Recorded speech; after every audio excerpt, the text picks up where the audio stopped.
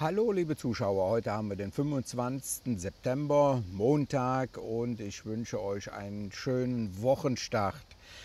Ja, zuerst das Wetter, dann bringe ich Nachrichten von Thailand und einen speziellen Fall der Steuerrecht. Da wird sich was hier in Thailand auf uns zukommen, auf die Farangs.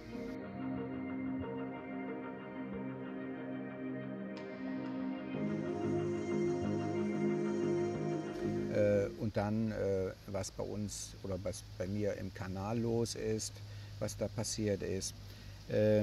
Aber gehen wir zuerst mal zum Wetter. Letzte Woche hatte ich ja schon angekündigt, dass vom Indischen Ozean zum Wochenende hin ziemlich viel Regen kommt. Und das hat sich ja auch diesmal bewahrheitet, obwohl die Trefferquote von dieser Software, naja, so zu 60% ist, sage ich mal. Aber in dem Fall hat es also wirklich gestimmt. Phuket ist untergegangen, bis zu 1 Meter hoch war das Wasser in den Straßen. Hier seht ihr mal so ein paar Bilder. Und das sah also ganz schlimm aus und das wird sich auch nicht ändern. Hier seht ihr das Aktuelle oder beziehungsweise was die Woche auf die zukommt, da unten, aber auch auf Samui. So, da starten wir das mal. Wie ihr seht, an der Westküste ist einiges los. Rot ist richtig Regen und wir sehen da unten auch, da ist Samui und wir sehen Phuket und Krabi ist komplett im Regen eingehüllt. Die werden also die Woche richtig schlimm haben und das geht bis Freitag, ja, Freitag, wenn ich es so richtig sehe. Und dann löst sich das Ganze ein bisschen auf. Ja, und jetzt schauen wir mal ganz Thailand und Umgebung. Wieso ist das denn jetzt so schlimm? Dann starten wir das mal. Hier haben wir Koh Samui hier unten, da haben wir Bangkok. Und wir sehen, wie vorher auch schon, linke Seite, im Westen also, da kommt einiges an Regen. Und man sieht Vietnam oben, da bildet sich langsam dann auch ein Wirbel. Der zieht das ganze Wetter hoch und Koh Chang und Rayong versinken da im Regen, auch im Isan oben und in den ganzen Provinzen regnet es ganz kräftig. Ich muss sagen, hier bei uns auf Samui geht es bisher. Wir bekommen natürlich auch schon mal eine Schauer mit. Aber im Großen und Ganzen können wir uns also hier bei uns nicht beschweren. Das geht praktisch über uns drüber hinweg. Und viele 100 Kilometer nach Samui bilden sich dann wieder die Regenwolken. Also die Jahreszeit jetzt ist für Besucher in Thailand eigentlich hier in Samui eine ganz gute. Wie wir drüben auf Koh Phangan gewesen sind, das war ja vom 19. bis zum 22. waren wir da gewesen. Da hatte es 1,5 Tage, war es mal ein bisschen ja, durchwachsen, sage ich mal. Es hat richtig mal gut gegossen und dann war es auch wieder gut. Temperaturen sind aber noch weiterhin okay bei 30 Grad. Aber dann steigt natürlich auch die Luftfeuchtigkeit, wenn es also so viel Regen runterkommt, und dann überlegt man schon, was man körperlich tut. Aber ich will mich da gar nicht beschweren, ist besser als frieren. Jetzt kommen wir zu den Nachrichten hier in Thailand. Da haben sich Beamte vom Außenministerium in New York getroffen, die Deutschen und die Thailänder, und die haben über gewisse Dinge geredet mit Hilfen und so weiter. Aber was da rauskam, die Thailänder möchten, dass die Thailänder, wenn sie nach Europa reisen, kein Visum beantragen müssen.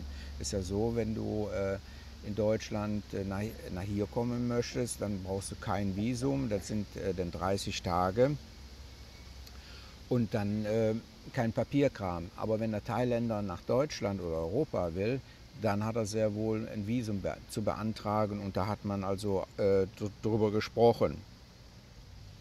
Eine andere Sache ist, die uns betreffen wird, ist die Steuerreform, die ab 1. Januar stattfindet hier in Thailand. Da sollen wir also wirklich aktiv zur Kasse gebeten werden, beziehungsweise Steuern zahlen. Zwischen Deutschland und Thailand besteht ja ein Doppelbesteuerungsabkommen. Das besagt, wenn man also jetzt in Deutschland komplett abgemeldet ist, dann hat er auch keine Einkünfte, beziehungsweise eine Rente, ja, aber nicht aus Vermietung und so. Dann wird man nach 180 Tagen hier in Thailand, wenn man also hier lebt, steuerlich veranlagt. Aber da hat bisher der thailändische Staat keinen Wert drauf gelegt. Und das will er jetzt also wohl aktivieren, dass Einkünfte für diejenigen, die also hier leben, also Touristen sind frei, das ist also kein Thema. Aber dass Menschen, die hier leben, Expert, dass die jetzt sehr wohl steuerlich veranlasst werden sollen ab dem 1. Januar. Ich weiß nur nicht, wie das klappen soll, denn die wenigsten hier, die Expert oder die Ausländer, können hier ein Steuerformular bestimmt ausfüllen. Das wird bestimmt genauso kompliziert sein wie auch in den anderen europäischen Ländern, weil sie ja in Thai sind. Das heißt also, hier müssen ja erstmal eine Basis geschaffen werden von Steuerbüros, wo man das in Auftrag gibt. Und ja, man hat da was vor. Also ob es wirklich kommt, ist eine andere Sache. Das wird natürlich viele zurückschrecken, weil ich habe seit 7 Jahren hier noch keine Steuern bezahlt. Ich war beim Finanzamt hier, die haben da keinen Wert drauf gelegt. Und dann hat man natürlich Einbußen. Ne? Dann ist das, die Rente wird dann kleiner. Ja, hier bei Bangkok steht auch, die sind also jetzt diese Tage, also am Sonntag auch abgesoffen. Da ist sowieso immer ein Punkt in Bangkok. Die haben also auch sehr schwere Regenfälle gehabt. Und dann ist es schon ganz normal, dass da die ganzen Straßenzüge unter Wasser stehen. Das habe ich ja auch schon mal in anderen Filmen gesagt, man sollte sich informieren, wo man hinzieht. Das kann also im Sommer toll aussehen, aber wenn Regenzeit ist, hat man dann nasse Füße. Da muss man also aufpassen. Dann springen wir runter nach Phuket. Da hatte ich ja vorher schon in dem Wetterbericht gesagt, die sind also ziemlich gebeutelt worden mit starken Regenfällen letzte Woche, wo wirklich Straßenzüge unter Wasser standen. Also ich kann nur jedem raten, sich da zu informieren, wenn er irgendwo da mal parkt, längere Zeit, vor allen Dingen, wie es da aussehen könnte, wenn es mal so richtig zur Sache geht mit dem Monsunregen.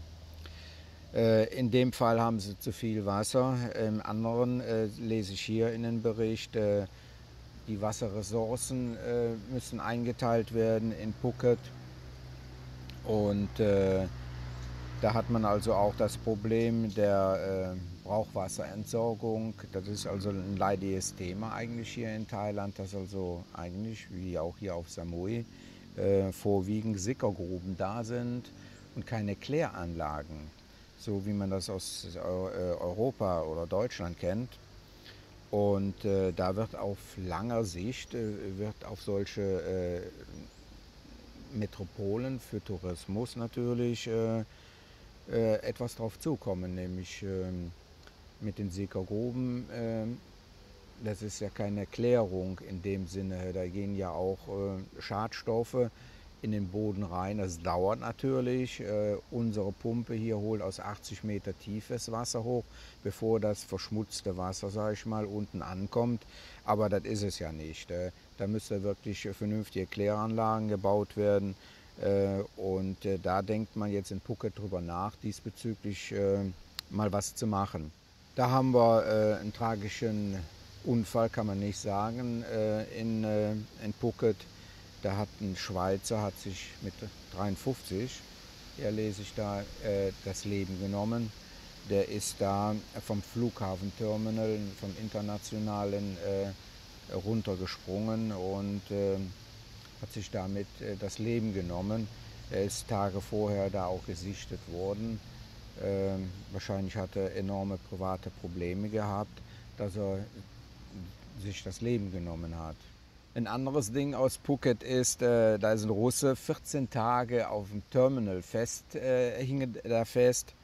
Der hatte also seinen Flug verpasst, hatte aber kein Geld, ein neues Ticket zu kaufen. Und dann hat er sich 14 Tage auf dem Flughafen aufgehalten. Erinnert mich irgendwie, ein Film war da ja von Tom Hanks, der am Airport hängen geblieben ist. Da hat man ihm geholfen. Er hatte auch eine Augenentzündung gehabt. Da haben die Behörden ihm geholfen. Das haben sie auch kostenlos gemacht. Sie haben ihm zu essen gegeben und Kleidung. Dass er dann, wie gesagt, nach 14 Tagen konnte er dann wieder nach Hause fliegen. Hat sich natürlich super bedankt von den Behörden und von den Leuten, die ihm geholfen haben. Jetzt kommen wir zu Koh Samui. Koh Samui hatte jetzt am Wochenende auch ein Advent. Da haben Superreiche ihre Spielzeuge, sage ich mal, gezeigt, Supercars. Wir haben ja hier einen speziellen Bewohner auf der Insel, der Lamborghinis liebt. Und der durfte dann sein Fahrzeug auch rausholen und dann hier rumfahren. Die sahen wir dann hier auf den öffentlichen Straßen standen, auch in Nathon und natürlich in Chaweng und so. Die haben dann ihre Supercars gezeigt. Und so wie ich im Internet und Facebook gesehen habe, durften dann auch schon welche mitfahren. Naja, ob das richtige Land ist für Fahrzeuge, die an die 300 oder mehr fahren, ist eine andere Sache. Ich gehe eher davon aus, dass die Herren, die so viel Geld investieren, in dem Design der Fahrzeuge verliebt sind. Man sieht das ja auch schon mal bei den Superreichen, die haben die nicht im Wohnzimmer, die haben ein eigenes Zimmer für das Fahrzeug und finden das eben halt schön, dieses Design. Und die haben sich bestimmt darüber gefreut, das dann auch mal hier zu zeigen, ihr Hobby, sage ich mal. Eine andere Sache ist hier von Koh Samui ist eine Aktion gestartet worden, woraufhin Touristen aus Europa ein längeres Visum bekommen sollten, von 30 auf 60 Tage, weil die erhoffte Welle aus China gar nicht so eingetroffen ist hier in Koh Samui. Da sind nur 10% der Touristen sind aus China. Und da fehlen eben halt die Gelder und so will man also den Tourismus das auch ein bisschen leichter machen und Verlängerungen einfacher machen hier von Leuten, die aus Europa kommen. Das ist also ein Antrag von denen. Dann hat sich jetzt hier ein Engpass, sage ich mal, herausgestellt mit dem Trinkwasser. Ich hatte ja schon mal in einem Bericht gezeigt, da kann ich hier mal verlinken, dass wir ja auch versorgt werden über eine Wasserpipeline vom Festland. Ich glaube über 200 Kilometer ist die lang. Die hat man 2017 fertiggestellt, dass da zu wenig Wasser eigentlich kommt. Und man hat also jetzt ein Problem oder man sieht ein Problem für die Zukunft, dass wir da zu wenig Trinkwasser haben. Aber wie gesagt, auch in dem Filmbeitrag habe ich das gebracht, hier sind nur an den Hauptstraßen, kann man sagen, die Leute und die Hotels an dem öffentlichen Netz angeschlossen. Wir, die ein bisschen zurückliegen, wir haben alle tiefe Brunnen von 80 und 70 Meter. Und ich hatte die ganzen Jahre, ich wohne jetzt also hier an der Stelle, wohne ich jetzt schon fast 8 Jahre, wir hatten noch nie ein Problem mit Trinkwasser gehabt. Das soll es gewesen sein mit den Nachrichten, da habt ihr so einen kleinen Überblick. Jetzt gehen wir zu meinem Kanal. Letzte Woche habe ich ja dieses Video hier gebracht, wo ich eine Zahnlücke hatte. Da ist mir also beim Spare Rib ist mir der halbe Zahn weggebrochen und ich habe euch da gesagt, ich werde euch mal auf dem Laufenden halten, wie viel eine Reparatur kostet. Die Reparatur hat stattgefunden. Ich wollte ja eine Keramikkrone drüber haben, wie ich auch sonst habe. Da hat mich aber der Preis geschockt. 16.000 Watt wollte die haben. Ja, ich weiß auch, es gibt hier billigere. vielleicht auch hier auf Samui, aber Samui ist immer teuer. In der Hinsicht 16.000. Die andere Variante war irgendwie was mit Metall innen drin. Ich weiß nicht, ob sie jetzt Kunststoff meinte mit einer Metallverstärkung. Die hätte 12.000 gekostet. Und was sie jetzt gemacht hat, sie hat das also aufgefüllt, das war für 2.500 Baht. Die normalen Krankenversicherungen übernehmen das hier nicht. Die normalen, wenn man natürlich genügend Geld hat und sich versichern möchte, kann man also das auch noch zusätzlich versichern. Aber das kostet dann einiges mehr. Und ich bin mit der Arbeit super zufrieden. Ich kann ja mal zeigen, wo ich bin, bei welcher Praxis. Hier ist mal ein Bild davon. Und ich gehe jetzt davon aus, dass ich jetzt wieder 2 Jahre Ruhe habe und dann würde ich mal das Geld zusammensparen. Oder wie Nat sagte, wenn wir zu dem Zeitpunkt in Udon Thani sind, da ist es wesentlich billiger. Sie hatte nämlich gefragt, wie ist es mit Bleaching, also dass man die Zähne aufhellen kann. Da gibt es die Methode, also eine Chemikalie wird da aufgebracht, ich bin kein Zahntechniker, die kostet 6.000 Baht und wenn man mit Laser das macht, dann kostet das 8.000. Aber sie meinte also, in Udon Thani ist das um einiges billiger. Da werde ich dann auch mal hingehen, wenn ich den Monat da oben bin, Dezember. Und da lasse ich mir mal einen Kostenvoranschlag machen, weil ich wirklich davon ausgehe, in 2 Jahren oder beim nächsten Spare Ribs, und der Spare Ribs ist in der falschen Ecke, ist die Ecke auch wieder weg. So, das zu dem Thema mit dem Zahn. Wir sind dieser Tage aus Koh Phangan zurückgekommen. Wir haben da sehr schöne Tage verbracht, muss ich sagen. Ich bin gerade bei der Filmbearbeitung daran. Ich habe weniger so von uns gemacht, sondern wirklich von den Landschaften, was wir da gesehen haben. Was mir sehr aufgefallen ist, dass ein absoluter Bauboom stattgefunden hat in den letzten 4 Jahren. Erschreckend war das. Das habe ich also gefilmt. Ich war auch über den Flughafen, den sie da bauen wollten. Da bin ich auch mal drüber geflogen, wie es da jetzt aussieht. Das werde ich also demnächst in den Videos reinbringen. Wie wir zurückgekommen sind von Koh Phangan, hatten wir auch einen Anruf bekommen, dass ein Todesfall in der Umgebung von Oma stattgefunden hat. Da waren wir dann auch hingefahren, weil wir die Person kannten. Und da ist das Thema wieder hochgekommen, weil der hatte gar nichts gemacht, ein Engländer. Und die Freundin, er ist also nicht verheiratet mit ihr, steht jetzt da mit dem großen Fragezeichen, was ist mit dem und dem, mit dem Haus, mit dem Grundstück und alles. Ja, das Grundstück hatte er ihr damals überschrieben und dann ist das Haus da drauf gebaut worden, aber mit dem Auto und alles dieses. Da ist das nochmal bei mir hochgekommen. Ich habe ja schon mal Filme gemacht, was ist, wenn man stirbt. Da werde ich einen neuen Filmbeitrag machen, weil zwischen Wienert und mir ist momentan auch, sage ich mal, nichts. Da werde ich euch mal zeigen, was man machen muss im Vorhinein. Die Besitztümer, die man als Farang hier hat, das ist der Roller, das ist das Auto, das Haus bei einigen. Was ist denn danach, wenn man verstorben ist? Ich kann nur sagen, man muss sich darum kümmern. Ansonsten ist das alles in der Hand vom Gericht. Und wenn nach einem halben Jahr da keine Klarstellung ist, dann kann es sein, dass alles Richtung Vaterstaat hier in Thailand geht und dann ist es weg. Ja, dann ist es weg.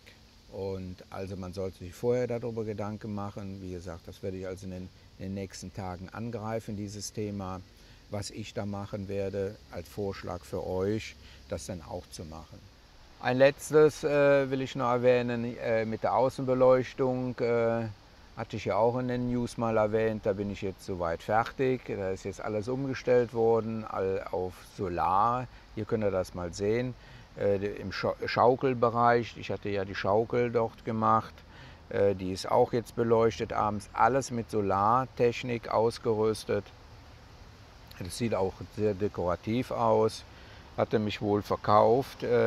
Hier sind 2 große Körbe übereinander. Das sind normalerweise für Hühner oder Kampfhühner die Unterkünfte, die Käfige. Die wollte ich eigentlich verwenden, um da Lampenleuchten rauszumachen, aber die waren viel zu groß. Die sind jetzt im Garten stehen, die mit Beleuchtung. Muss also sagen, das ist ein schönes Gefühl, kostenlos jetzt hier dekoratives Licht zu haben. Ich lege sehr viel Wert drauf.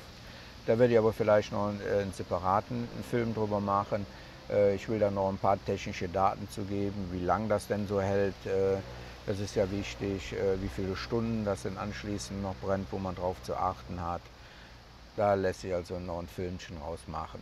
So, ansonsten, das soll es gewesen sein für heute. Bis zum nächsten Mal. Tschüss.